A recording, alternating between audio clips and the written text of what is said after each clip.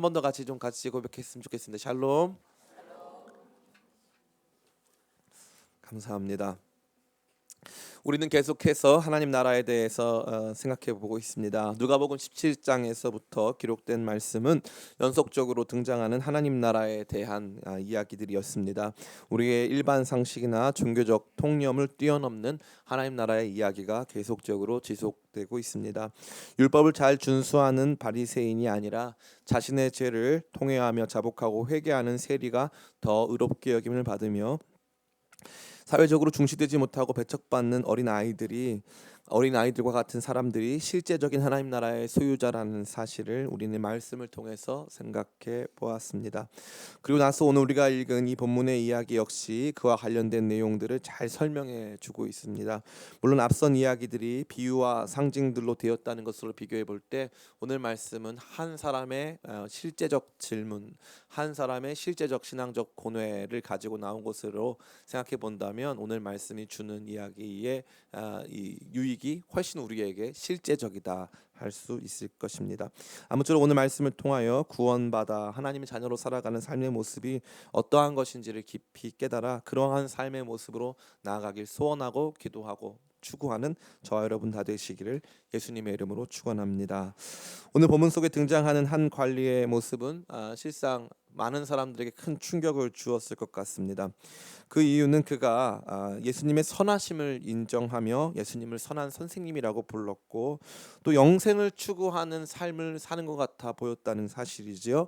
어떻게 하여야 내가 영생을 얻을 수 있습니까? 라고 하는 그의 신앙적이고 매우 실존적인 그 질문은 우리 모두로 하여금 그는 매우 경건한 사람이고 하나님을 추구하는 사람인 것처럼 보게 했다는 것입니다.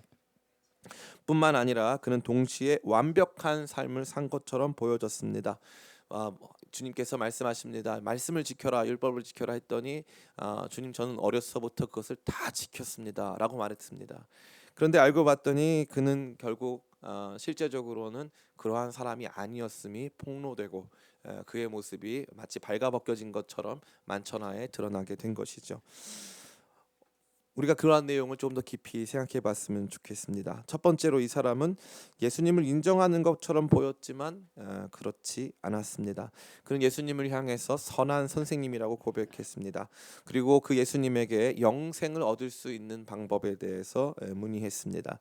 그러기에 우리는 그가 예수님을 영생의 길을 알고 있는 선한 선생님으로 인정하고 있다고 생각할 수 있습니다. 그러나 정작 그러한 예수님이 영생의 길을 아는 선한 선생님이신 예수님이 재산을 다 처분하여 가난한 자들에게 나누어 주고 예수님 자신을 따라오라고 했을 때 그는 그렇게 하지 못했습니다. 예수님을 인정하는 것처럼 보였지만 실제로 예수님을 절대적 기준으로 인정하고 있지는 않았음을 볼 수 있는 것입니다. 이것이 그의 의도를 폄하하려고 하는 것은 결코 아닙니다. 그는 아마 순수한 마음이었을 것입니다. 어떻게 하면 영생을 얻을 수 있습니까? 라고 질문했을 때 그가 불순한 의도를 가지지 않았습니다. 이와 똑같은 내용이 누가복음 10장 25절에 등장하거든요. 그때 한 율법 교사가 예수님을 시험하려고 정확하게 똑같은 질문을 합니다. 어떻게 해야 영생을 얻을 수 있습니까? 근데 그때는 그 사람의 의도를 보여줍니다. 그가 예수님을 시험하려고 나옵니다. 그러나 이 사람은 예수님을 시험하려고 하는 의도가 전혀 없었습니다. 그저 그는 제대로 예수님을 인정하고 있다고 생각했지만 그렇게 하고 있지 못했다는 것입니다. 그는 자신도 의식하지 못한 영역에서 예수님을 인정하지는 못했습니다. 도리어 그는 막상 누구를 인정하고 예수님을 인정하고 예수님 따라가기보다는 사람들 앞에서 자신의 삶을 인정받고 싶었던 것 같습니다. 예수님이 제시하는 삶의 기준, 내가 인정하는 예수님이 제시하는 삶의 기준이 아니라 도리어 내가 생각하는 신앙적 길, 내가 생각하는 참된 삶에 대하여서 나는 그렇게 해왔으니까 나의 삶을 인정받고 싶었다는 것이 그가 폭로된 모습이 되는 것입니다. 두 번째로 이 사람은 완벽한 삶을 산 것처럼 보였지만 그렇지 않았습니다. 예수님께 어떻게 해야 영생을 얻을 수 있습니까? 라고 질문해 오는 이 사람을 향해 예수님은 율법을 준수하라고 말씀합니다. 우리 같이 한번 읽었으면 좋겠습니다. 우리 18절부터 21절까지 말씀 같이 한번 읽어보겠습니다. 시작. 어떤 관리가 물어 이르되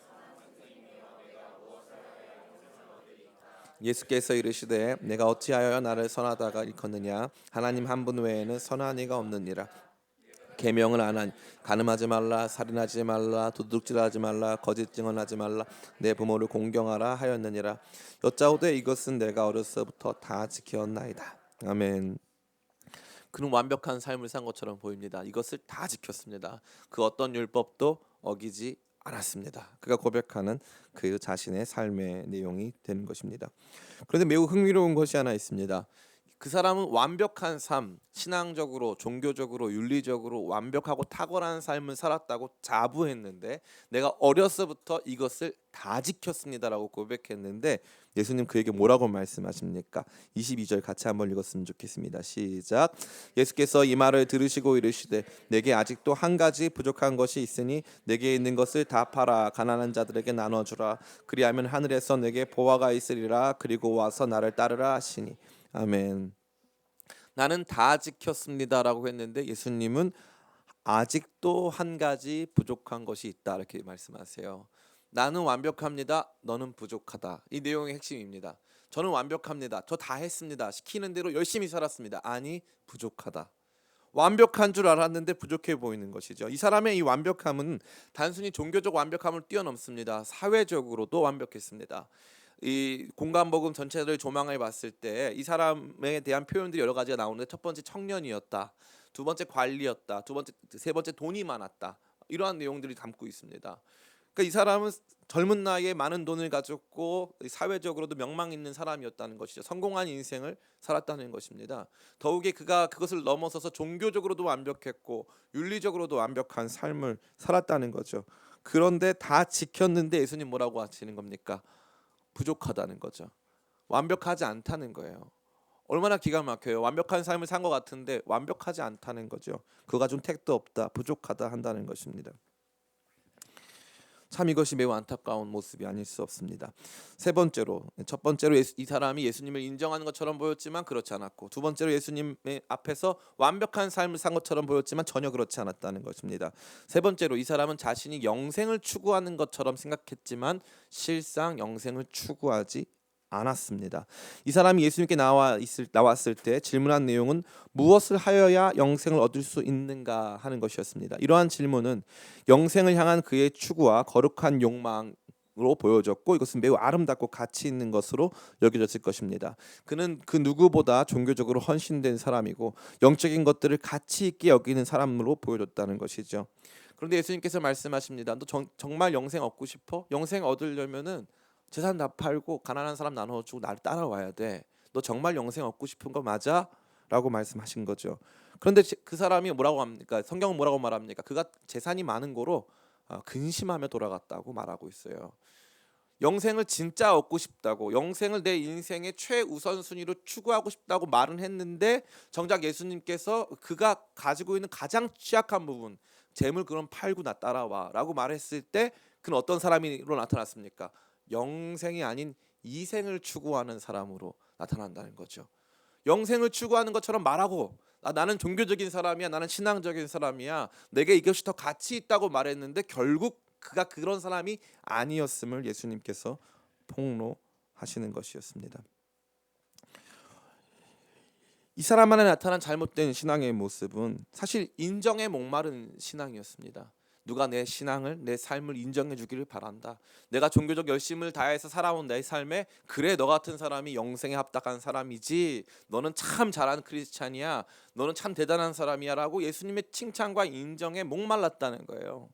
오늘날도 칭찬과 인정에 목마른 성도들이 너무나 많습니다. 목사님은 왜 나의 수고를, 나의 헌신을, 나의 열심을 알아주지 않는 거야? 왜 저 권사님은, 저 우리 담당 교역자님은, 왜 우리 집사님은 내가 이렇게 열심히 하는 것을 알아주지 않는 거야? 그럼 당장 교회 떠나요. 내가 열심히 하는 것에 대한 보상이 다가오지 않기 때문에 예수님의 길을 인정하고 예수님께서 원하시는 삶을 살기보다 나 자신의 신앙적 삶의 실천을 인정받고 그것에 따른 보상을 얻고자 하는 태도를 가진 성도들이 너무나 많다는 사실입니다. 또한 그는 피상적인 신앙의 사람이었습니다. 그가 생각한 신앙 준수, 이 신앙적 율법 준수의 삶은 무언가를 하지 말라는 걸 안 하면 된다, 혹은 하라는 걸 실천하면 된다라는 것에 멈춰 있었다는 것이죠. 주일날 교회 나와서 헌금하고 또 이 필요한 봉사하고 또 말씀을 남보다 좀 더 많이 알아가고 또 필요할 때에 기도를 좀 열심히 하면 나는 좀 인정받을 만한 크리스찬 아닌가라고 하는 기독교 신앙인의 삶을 매우 단편적인 여러 가지 실천 항목들의 준수쯤으로 여기는 분들이 너무나 많다는 거죠. 이 사람이 자기 자신의 신앙에 대해서 가진 확신은 그가 그 신앙을 얼마나 피상적인 것으로 여겼는가에 대해서 잘 보여주고 있는 것입니다. 그냥 신앙생활 잘하는 것. 실제적으로 그 사람 만나보면은 신앙인의 향기, 신앙인이 보여주고 있는 정말 깊이 있는 삶의 고민과 고뇌가 전혀 없는데, 아 나 지금 교회 가야 되거든, 나 지금 이 말씀 읽어야 되거든, 아 나 기도해야 되거든. 기도를 많이 하는데 싸납거나, 말씀을 많이 아는데 다른 사람 정죄를 잘하거나, 이런 경우가 너무 많다는 거죠. 우리가 알고 있는 어글리 크리스천들, 저 사람 정말 교회 다닌다고 말 안 했으면 좋겠다 하는 사람들이 대부분 갖고 있는 신앙적 태도가 뭐냐면 11조 절대 안 빠진다. 예. 주일날 정말 내가 이 주일 성수 기가 막히게 잘한다. 주일 성수 기가 막히게 잘하시는 분들 중에 온유한 분들을 거의 못 봤어요. 진짜로. 이게 좀 안타까운데, 신앙이 더 여러 가지 항목에 의해서 규정된 신분들이 신앙인의 향기가 나타나질 않아요. 왜냐? 신앙이 너무 피상적이에요. 존재가 아닌 실천이 신앙을 생각하는 거죠. 실천이.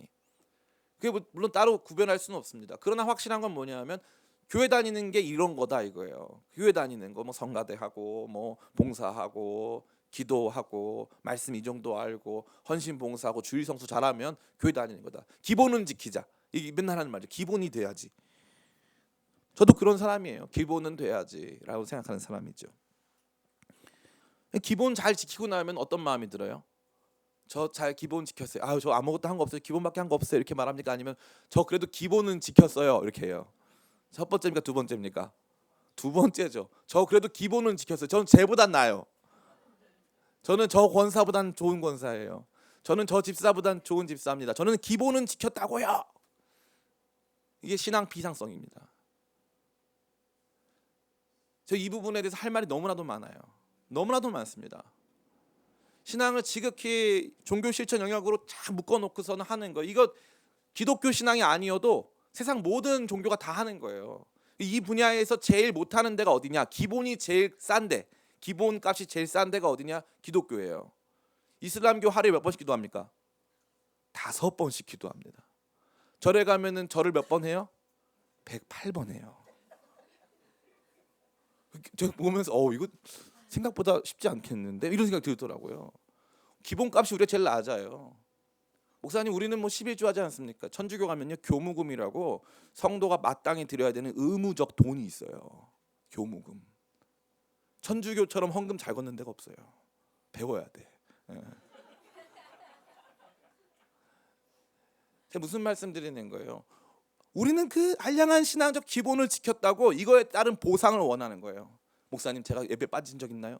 목사님 제가 언제 헌금 안 한 적 있나요? 저는 좀 그럴 때면은 헌금 좀 덜 하시고 예배 좀 빠지고 좀 자신 없는 모습이셨으면 좋겠어요. 예. 그게 나아요. 그게 나아요.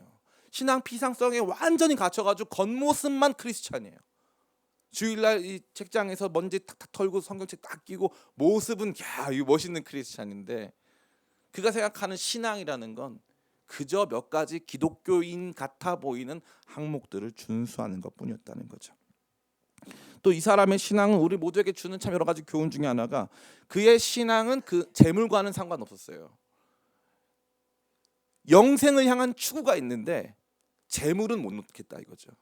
그러니까 결국 궁극적으로 한 가지를 놔야만 하는 시점이 도래하면 이건 못 놓겠다 하는 게 있는 거예요. 이건 못 놓겠다. 저희가 이번에 이 전라남도 영광 염산교회라는 교회 방문해가지고 우리 목사님이 저기 목에다가 돌 매달고 이렇게 순교하는 모습 했는데 돌이 너무 작아 보여서 깜짝 놀랐는데, 거기에 77명의 성도님들이, 거기 주로 노 씨랑 김 씨인데 77명의 성도들이 하루아침에 같은 날 담임 목사님을 포함해서 같은 날 너 예수님 믿을래 죽을래? 공산군이 와서 너 예수님 믿을래 죽을래? 이거 유치해 보이시죠? 저 이거 유치하다고 생각했어요 평생. 저 자신에게 물어보는 거예요. 그 유치한 질문이 나한테 진짜 다가오면 너 어떡할 거냐 이거죠. 너 예수님 믿을래 죽을래? 영생이야 이생이야? 이거 선택하라는 거예요. 근데 이걸 선택을 우리가 지금 안 하잖아요. 나중에 우리가 무슨 선택을 할지 몰라요. 지금 물어보는 거예요. 나 자신에게. 이거야 이거야. 이 사람은요 영생을 추구한다 생각했어요. 선한 선생님이요 어떻게 해야 영생을 얻을 수 있습니까? 재산 다 버리고 나 따라와. 그거는 못하겠어요. 영생을 추구한다고 해놓고서는 내 삶에 내가 가지고 있는 내 재산이나 내 건강과 영생을 구별하는 거죠. 신앙의 영역과 삶의 영역을 구별합니다. 아무리 신앙이 좋아도 난 살고 봐야 되는 것이고 아무리 신앙이 좋아도 내 재산은 지키고 봐야 되는 거예요. 목사님 삶의 균형이 좀 있어야 되지 않겠습니까? 그 극단적인 선택만 해서 되지 않는 거 아니겠습니까? 제가 좀 이따 설명드리겠습니다. 그 극단적인 선택이 아니고서라도 기본적으로 우리가 어디에 속해 있느냐라고 하는 근본적 우선순위의 재정립이 우리 가운데 너무 필요한 것입니다. 근데 이 사람은 그러한 대가 지불에 대한 참 신앙에 대한 참된 대가 지불에 대한 그 어떠한 헌신도 고려하지 않은 채 영생을 추구하고 있던 거예요. 영생과 돈은 무관한 것이라고 스스로 생각했다는 사실이죠. 마지막으로 그가 가진 잘못된 신앙의 모습은 정작 자기 반성이 결여된 신앙생활이었다는 것입니다. 자기 실천은 열심히 했어요. 목사님이 하지 말라는 것 A, B, C, D. 목사님이 하라고 한 것 A, B, C, D. 제가 제일 어려워하는 게 목사님 중심의 신앙이거든요. 목사님이 안 하시면 나도 안 해. 목사님이 말 안 한 거니까 난 몰라. 이게 이제 우리가 생각했을 때 뭐라고 해야 될까요? 한국 사회에 어울리는 신앙이죠. 그러니까 스스로 생각하고 공부하고 이거보다 목사님만 다 바라보는 거예요. 목사님만. 거기에 뭐가 없냐? 그런 실천들이 있는데 정작 자기 반성이 없어요. 그래가지고 내가 진짜 영생을 추구하는 존재인가라는 고민이 없고 내가 남들한테 인정받고 싶어서 신앙적 보상을 받고 싶어서 안달난 사람이라고 하는 자기 반성이 없어요. 나의 삶과 실천이 나의 신앙적인 모든 삶이 온전하지 않다라고 하는 자기 반성도 없습니다. 그냥 와서 피상적인 자기 기준 안에서 자기가 열심히 한 것에 대한 적당한 보상을 원하고 요구하는 것. 그러면 내게 영생도 줘야 되는 거 아니냐라고 생각하는 자기 반성이 완전히 결여된 신앙이 있다는 것입니다. 저는 목사인데도 제가 봤을 때 제가 좀 이건 부정적이고 안쪽이 하나 뭐냐면 자기 반성이 너무 많아요. 그러니까 저는 매일 아침에 내가 당장 내일 교회를 그만둬야 되겠다 이 생각을 많이 해요. 자격이 없다 이거예요. 전 자격이 없다. 자기 반성을 너무 많이 해. 누구 목사님 보면 그 목사님 나랑 비교해 보면 내가 훨씬 못한다 그만둬야 돼. 이런 생각을 하는 거죠. 너무 과도한 자기 반성이 제가 있는 거예요. 여러분에게 저는 과도한 자기 반성을 요구하지는 않습니다. 그러나 단 한 번쯤이라도 이 구원이라는 게 나한테 가당키나 한가? 내가 진짜 참된 영생이라는 그 길을 제대로 추구는 하고 있나? 내가 한다는 그 작은 실천들, 내가 한다는 작은 노력들이 사실 좀 가짜는 거 아닐까라고 하는 이 깊은 자기 성찰이 있어야 되거든요. 눈물이 좀 뚝뚝 흐르고 하는 자기 성찰이 있어야 되는데 이 사람은 살면서 가졌던 마음이 뭐냐면은 가서 율법 지키세요. 저 다 지켰습니다. 저 다 했습니다. 긍정적이고 멋있게 율법을 다 지켜왔다고 스스로 엄청난 자기 확신 속에 놓여졌는데 예수님이 그에게 보여주시는 그의 적나라한 모습은 영생 추구는 무슨 영생 추구, 이 생에서 지금 돈밖에 모르시네요. 예수님 인정하는 것처럼 보였지만 정작 예수님 따라올 마음은 없으시네. 이걸 다 보여주시는 거예요. 제가 만약에 이 관리였으면 이런 마음이 있었을 것 같아요. 꼭 다 그렇게 가져가야만 하냐? 예수님에게 꼭 그렇게 다 까발리셔야만 했습니까? 이렇게 했을 것 같아요. 꼭 그렇게 내 마음 안에 있는 그 모습을 다 있는 그대로 그렇게 보이셔야겠습니까?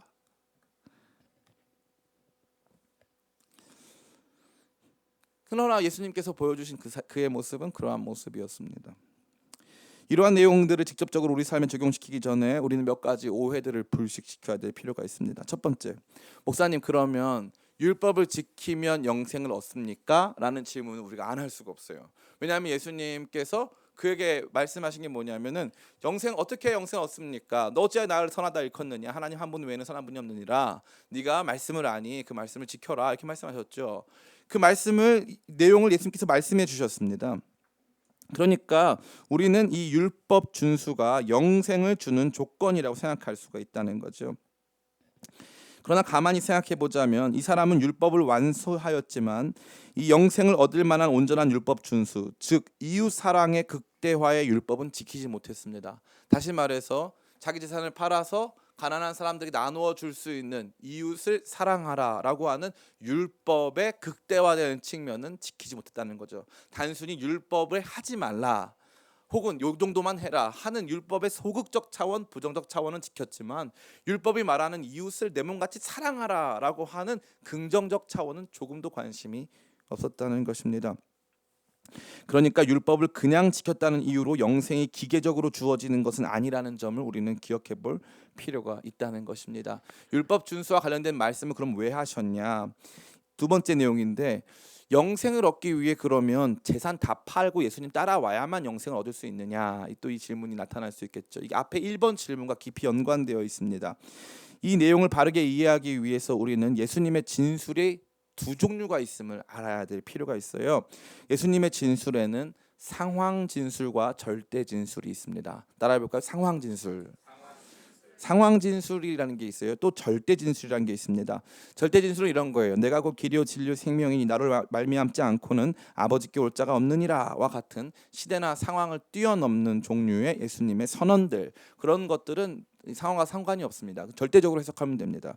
그런데 그렇지 않은 진술들이 참 많이 있습니다. 예를 들어 수로보니게 여인에게는 자녀들이 있었는데 자녀가 귀신 들렸어요. 그러니까 예수님께 나와서 내 자녀의 귀신을 내어 쫓아 주십시오라고 고백했는데 예수님께서 뭐라고 말씀하시냐면은 매우 차별적 발언을 하십니다. 자녀의 떡을 취하여 개에게 주는 것이 마땅치 않다. 너무 충격적이죠. 지금 한 여인이 절박한 마음을 가지고 예수님 앞에 나와서 내 자녀의 귀신 쫓아달라고 하는데 예수님 그녀를 뭐에 비유하신 거예요? 강아지에 비유하신 거예요. 자녀의 떡을 취하여 개에게 주는 것이 마땅치 않다. 그 사람들 생각엔 예수님도 그 당시의 시대적인 어떤 한계를 뛰어넘지 못하고 사람들에게 차별적인 언행을 일삼으셨구나. 그렇지 않다는 거죠. 그 이후에 뭐라고 합니까? 수로보니게 여인이 이렇게 말해요. 주여 올소이다마는 개들도 자녀의 상에서 떨어지는 부스러기를 먹습니다. 와, 이렇게 기가 막힌 고백을 들어보신 적이 있습니까?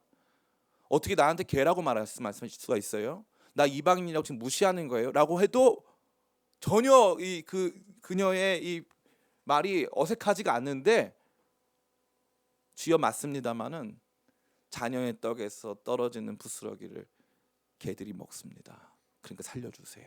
그러고 나서 예수님이 그녀의 믿음을 엄청나게 칭찬하십니다. 그럼 예수님은 왜 그렇게 그녀에 대해서 말씀하셨을까요? 그녀가 실제로 개여서요? 이방인이어서요? 아니죠. 아니에요.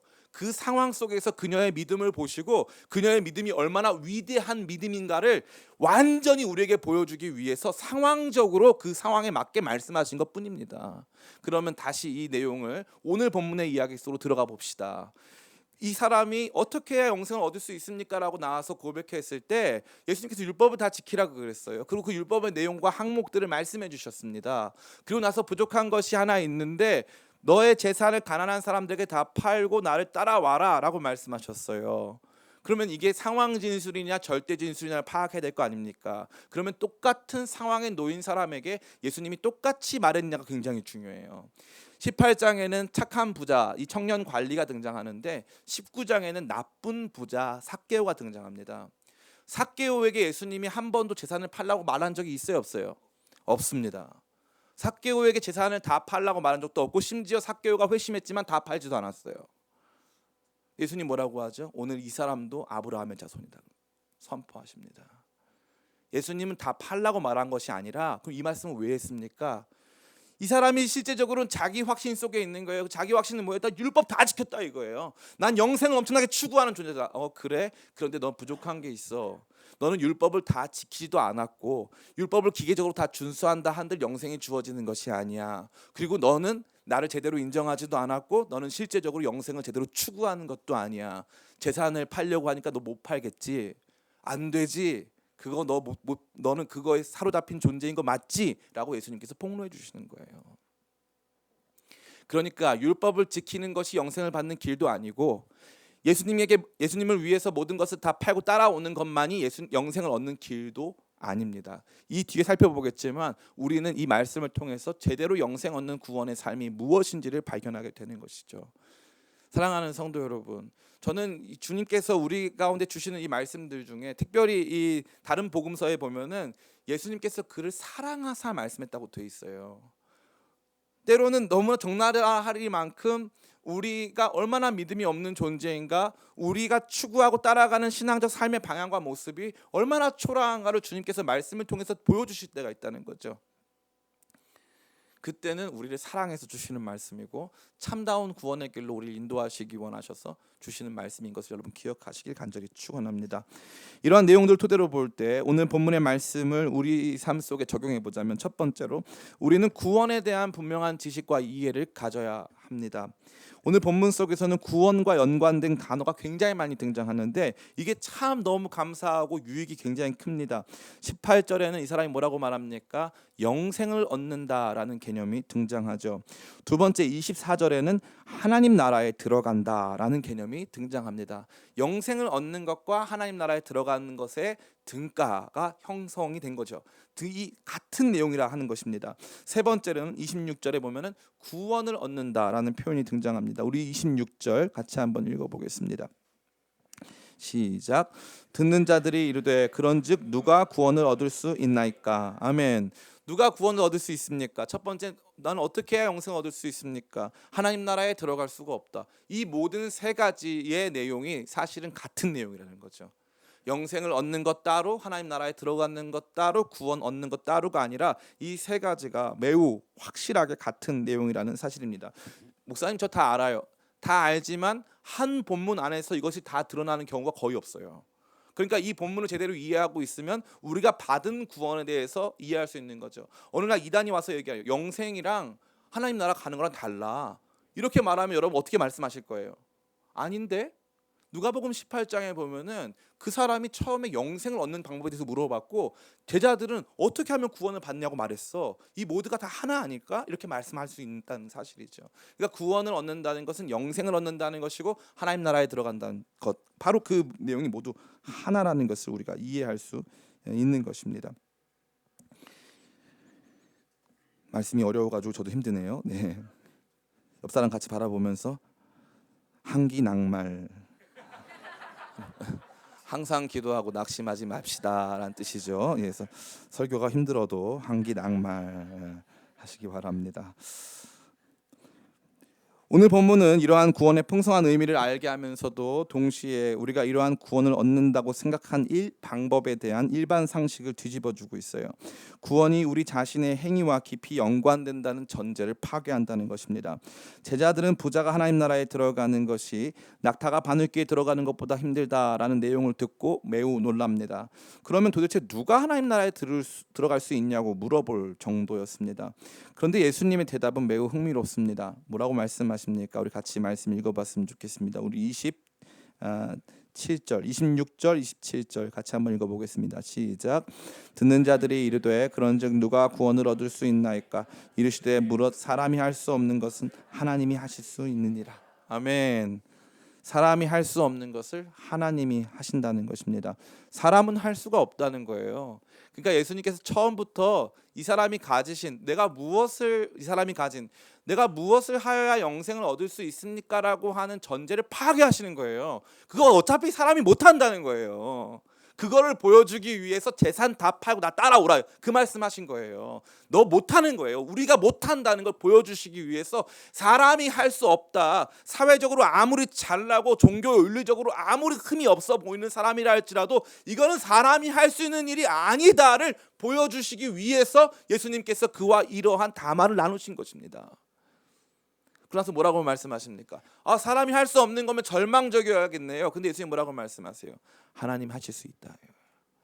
그러니까 구원은 누가 하는 거다? 하나님이 하시는 일이다. 구원은 하나님의 역사다라고 말씀하고 있는 것입니다. 이 대답은 너무나도 놀랍고 탁월한 진술이었습니다.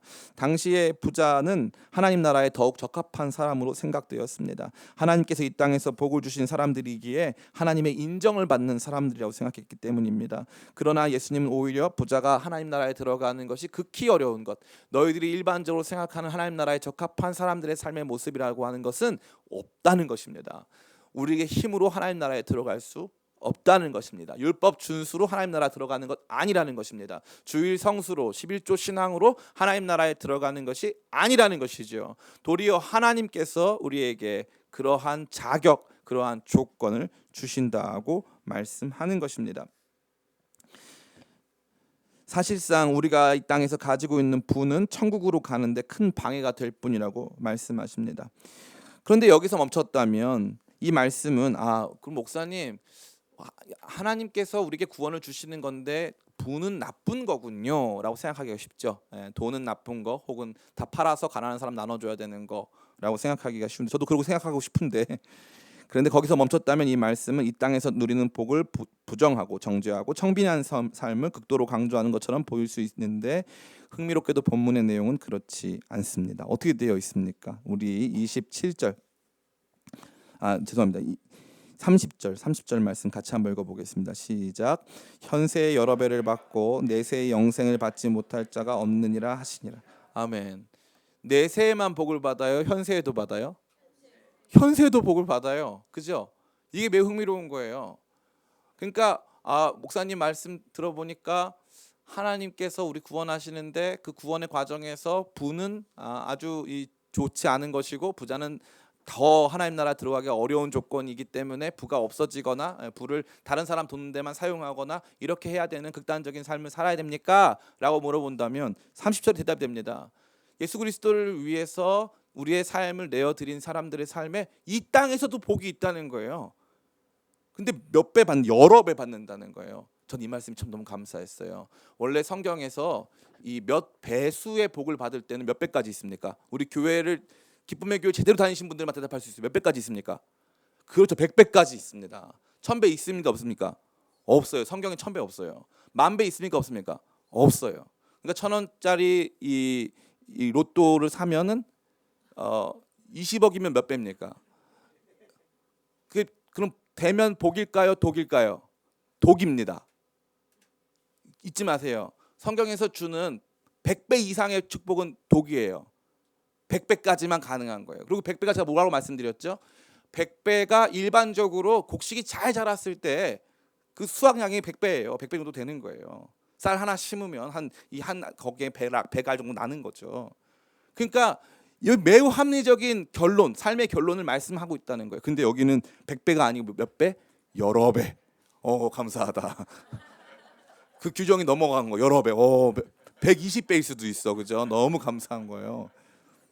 그러니까 여기 우리 상식 뒤집어 엎는 거예요. 그러면 주님께서 뭐라고 하셔야 되냐면은 그래 이 땅에서 니네 복이 없다. 이 땅의 재산은 다 팔고 나면 너는 힘들 것이다. 니네 복을 못 받는다. 이러면 편하잖아요. 근데 아니에요. 정작 예수 그리스도가 드린 삶 이 땅에서 복 받는다 이거예요. 여러 배 받는다 이거예요. 그러니까 그거 정죄하려고 하신 말씀이 아닌 거예요. 구원의 메커니즘을 설명하기 위한 방식이었지 여러분에게 부를 가지고 있다는 그 자체만으로 정죄하려고 하는 것이 절대 아니었음을 우리는 이 말씀을 통해서 분명히 이해해야 할 필요가 있는 것입니다. 사랑하는 성도 여러분, 이 하나님의 자녀가 된다는 것은 사실 우리의 어떤 행위로 되는 것이 결코 아닙니다. 하나님께서 우리를 그분의 자녀 삼아 주신 것이죠. 이걸 어떻게 알 수 있냐? 이 사람의 첫 번째 질문에서 알 수가 있어요. 어떻게 하여야 영생을 얻을 수 있습니까? 한국말 성경이 잘못 번역했죠. 영생을 얻을 수 있는 게 아니라 영생을 상속받을 수 있습니까? 그래서 영어로 된 성경은 다 여기가 inherit이에요. 어떻게 하면 우리가 영생을 상속받을 수 있습니까? 그러면 상속은 뭘 해야 주는 거예요? 뭐가 되어야 주는 거예요? 그렇죠. 상속은 뭘 해야 주는 게 아니고 아들이면 상속을 받을 수 있는 거예요. 자녀면 상속을 받을 수 있는 거예요. 그러니까 이 사람의 말이 잘못된 거죠. 어떻게 해야 영생을 상속받을 수 있습니까? 그거 뭐 하는 거 문제 아닌데 이 사람의 상식에는 뭘 해야 내가 하나님 자녀라고 생각하는 거예요. 내가 더 잘해야, 내가 더 열심히 해야 하나님 자녀가 되나 보다. 아니요. 하나님 자녀가 되면 상속을 받는 거예요. 그러면 어떻게 하면 하나님 자녀가 됐다는 사실을 알 수 있느냐? 내 삶에 가장 중요한 분이 하나님이 되시는 거예요. 그러고 나니까 하나님께 올려드리는 내 삶이 아깝지가 않은 거예요. 삭개오가 돈을 얻기 위해서 얼마나 자기 자신의 영혼을 팔았어야 했을까요? 자기 민족을 얼마나 고달프게 했어야 했을까요? 그래서 그에게 붙여진 별명이 저가 죄인의 집에 들어간다. 공식적 타이틀이 죄인이에요. 삭개오는. 그 돈 모으려고 영혼 팔았단 말이죠. 신앙 팔았단 말이죠. 인격 팔았단 말이죠. 그런데 예수님 딱 만나니까 하나님 자녀가 되었어요. 그래서 어떻게 해요? 일어나서 내가 누의 것을 토색하여 얻은 것이 있다면 네 배를 갚고 가난한 자들에게 내 재산의 반을 주겠습니다. 시킨 적 없는데 뭘 고백한 거예요? 내 돈보다 나는 하나님이 중요하다. 이게 구원이에요. 구원을 지나치게 인간의 행동으로 규정하고 구원받은 성도들의 삶을 지나치게 우리의 삶의 실천들로 규정해 나간다는 것은 너무 안타까운 것이 아닐 수 없다는 것입니다. 그러니까 구원에 대한 바른 지식을 가져야 된다는 것이죠. 두 번째, 오늘 본문은 그렇게 올려드린 제자들의 삶이 얼마나 복된가를 보여주고 있는 것입니다. 부자 관리는 거의 왕적인 권력과 신분을 가지고 있는 것으로 보여집니다. 또한 동시에 많은 재산을 가진 삶이었고 사람들에게 존경받았어요. 그런데 하나님 나라에 들어가고 영생을 얻는 데에는 부족하다. 너 완벽하지 않다고 생각했어요. 세상적으로 완벽해 보이는 사람이었는데 심지어 교회 안에서도 완벽해 보이는 사람이었는데 그는 완벽하지 않고 부족한 사람이었습니다. 그런데 예수님이 제자들의 삶은 달랐어요. 제자들이 뭐라고 말합니까? 우리 말씀 같이 한번 읽어보겠습니다. 제자들 뭐라고 말합니까? 우리 28절 같이 한번 읽어보겠습니다. 시작.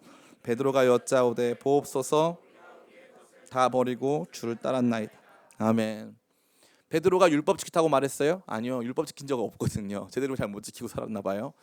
율법 지키다는 말 안 했어요. 저 그냥 주님 따라왔는데요. 주님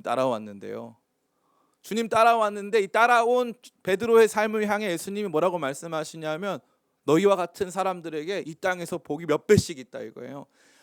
영생 받을 때 하늘에서도 너희를 향한 상급이 엄청나게 크다 말씀하시는 거죠. 그러니까 부자 관리보다 더 복된 사람들은 예수님 제자들이다 이 말이에요. 이 말씀을 하고 싶었던 거예요. 천국에 적합하지 않아 보이는 제자들, 하나님 나라에 들어가기에는 많이 부족해 보이는 이 사람들이 자기 자신의 행동이나 어떠함이 아니라 예수님 때문에 충분해진 거예요. 예수님 때문에 충분해진 것. 그러니까 제자들의 삶은 복된 삶이라는 것입니다. 우리 옆사람 같이 바라보면서 복된 삶을 살고 계십니다. 마지막 세 번째입니다. 우리는 이 말씀을 통해 우리 자신의 삶의 모습을 깊이 생각해 보아야 합니다. 완벽주의자였던 관리는 완벽한 조건을 마련했지만 사실 하나님의 역사가 없었기 때문에 부족하였습니다. 그는 하나님을 안다고 생각했고 율법을 준수하고자 노력했습니다. 그러나 그는 결국 진정으로 영생을 추구하는 사람은 아니었어요. 여러분 교회에 나오셨죠? 신앙생활을 하고 여러 가지 헌신과 봉사를 하고 있어요. 영생을 추구한다고 생각하고 살아왔는데 그것이 여러분의 노력으로 그친다면 여러분은 마치 이 부자 관리와 같이 완벽한 조건 속에서도 충분하지 못한 사람으로 드러날 것입니다. 저는 여러분들 안에 그러한 마음 없으시길 간절히 바라요. 마치 예수님께서 이 부자 관리를 향해서 그의 내면에 가지고 있었던 잘못된 삶의 모습과 의도들을 다 폭로하신 것처럼 때로는 하나님께서 말씀을 통해 우리의 어떠함을 만나게 하시는 날이 있어요. 그러면 그날 우리가 할 수 있는 건 뭐냐 하면 다시 한번 결단하고 주님 저 그럼 제자로 살겠습니다. 완벽한 크리스찬이 아니어도 상관없어요. 완벽한 율법 준수자가 아니어도 상관없습니다. 그저 내 삶의 최우선순위 주님께 두고 주님을 따라 나서는 것입니다. 제가 종종 말씀드린 것처럼 저는 내비게이션을 잘 안 봐요. 제가 아는 길에 대해서는 더욱더 그렇고, 근데 가끔 또 감사하게도 내비게이션이 업데이트가 안 되거나 이 고장이 날 경우가 있는데, 그때는 저는 저의 방향 감각을 엄청나게 열심히 믿습니다. 내비게이션이 고장 나면 필요한 게 있는데 나침반이 필요해요. 동해바다 속초로 떠났는데 내비게이션이 고장 났어요. 그럼 어느 쪽으로 가면 됩니까? 동쪽으로 가면 되는 거예요. 동쪽으로. 삶의 방향이 다 뒤틀리고 어떻게 살아야 될지 모를 때 예수님을 따라가면 되는 줄 믿습니다. 그냥 예수님을 따르는 거예요. 완벽하지 않아도 상관없어요. 실수해도 상관없어요. 하루 이틀 범죄 속에 여러분 자신이 노출되고 망가져도 상관없어요. 그런다고 우리의 구원이 취소되는 것이 아닙니다. 구원은 나의 행위에 달려있지 않기 때문에, 사람으로서 할 수 없는 그것을 하나님께서 하시기 때문에, 하나님이 우리의 구원의 이유가 되시고 우리 구원의 필요 충분 조건이 되시기 때문에 하나님을 더 온전히 신뢰하고 붙드는 신앙적 방향이 우리 가운데 제대로 정립되어야 한다는 것이죠. 그 방향과 우리 자신을 비교해야 되는 거예요. 이게 핵심입니다. 나는 그 방향으로 제대로 가고 있는가, 그렇지 않은가. 피상적인 그리스도인, 남들에게 인정받는 것에 그치는 그리스도인, 자기 반성이라고는 찾아볼 수 없는 그리스도인으로 괴물이 되어가는 것은 아닌가 하는 깊은 생각과 사고가 우리 가운데 필요하다는 사실입니다. 이제 말씀을 마칩니다. 세상에는 두 종류의 크리스찬이 존재합니다. 다소 위험한 말일 수 있지만 이 두 종류로 나누는 것은 마치 이 두 방향으로 나눠서 우리가 그 두 방향 어디쯤 있는가를 확인할 수 있는 좋은 표본이 되기 때문에 저는 이 두 방향을 상정합니다. 첫 번째는 미니멈 크리스찬입니다. 교회나 목회자의 지도에 따라 구원을 약속하는 최소한의 삶에 만족하고 거기에 자신의 삶을 한정짓고 살아갑니다. 교회를 섬기고 여러 가지 사역과 봉사를 합니다. 그래서 자신의 신앙과 삶을 인정받고 싶어 합니다. 그러나 예수님을 향한 그의 지식에도 부족한 점이 있었고 말씀을 준수하는 삶 역시도 부족한 점이 많았습니다. 오직 예수님께서 그에게 필요 충분 조건이 되시는데, 율법이라고 하는, 또 신앙적 삶이라고 하는, 교회 문화라고 하는 필요 조건에 집착한 것입니다. 그들은 언제나 한계에 지어져 있습니다. 나는 이것밖에 못해. 선교 나한테 맞지가 않아. 나 그거 못해. 헌금 이만큼 하는 거, 나는 그거 못해. 나는 그거 할 수 없어. 그건 내 삶이 아니야. 라고 생각한다는 것이 미니멈 크리스찬들입니다. 오늘 우리가 살펴봤던 완벽주의자에 가까웠던 이 부자 청년도 미니멈 신앙인이었어요. 미니멈 신앙인. 나 다 지켰습니다. 나 인정해 주세요. 이게 미니멈 크리스찬의 모습입니다. 저는 우리 기쁨의 교회에 그런 미니멈 크리스찬들이 많이 없기를 간절히 바랍니다. 오늘날 대형 교회의 문제가 뭡니까? 대형 교회는 미니멈 크리스찬 양산소라고 할 수 있습니다. 그저 나와서 예배드리고 헌금하고 어느 정도 신앙적 냄새와 이 자격을 갖추면, 그러면 당신 크리스찬이다 인정해주고 좋은 성도라고 인정해주는 미니멈 크리스찬 양산소가 많다는 거죠. 근데 우리 기쁨의 교회 어차피 대형 교회도 아니고 우리 교회는 맥시멈 크리스찬 양산소가 되길 간절히 바랍니다. 두 번째, 아까 지금 방금 말씀드린 대로 첫 번째 종류가 그저 작은 것에 집착하는 미니멈 크리스찬들의 모습이라면, 두 번째 크리스찬의 모습은 맥시멈 크리스찬의 모습입니다. 그들은 실수가 많습니다. 역시 제대로 된 지식이 갖추고 있지 못합니다. 그러나 그들의 우선순위는 예수님을 따르는 것입니다. 그들은 예수님의 말씀을 쫓아 무작정 그분을 따라 나섭니다.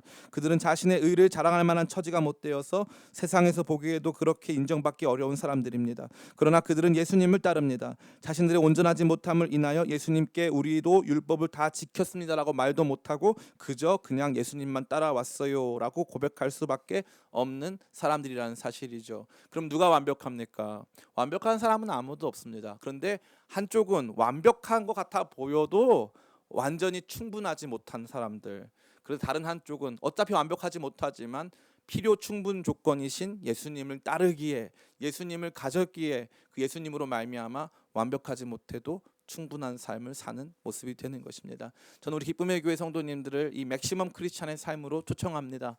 여러분 모두가 예수님을 따라서 그분께서 원하시는 길을 향해 나 자신을 넘어서 내가 한계 지어지고 내가 한정 지어진 그 신앙적 삶을 넘어서서 참다운 구원과 영생을 가진 멋있는 크리스찬의 삶, 주님을 따라 모든 것을 버리고 주님 따라왔습니다. 네가 이 땅에서도 여러 배의 복을 받고 그 나라 그 땅에서 더 크게 주님께 인정받고 상급받으리라 하는 거룩한 약속 속에서 인정받으며 살아가게 되시기를 예수님의 이름으로 축원합니다.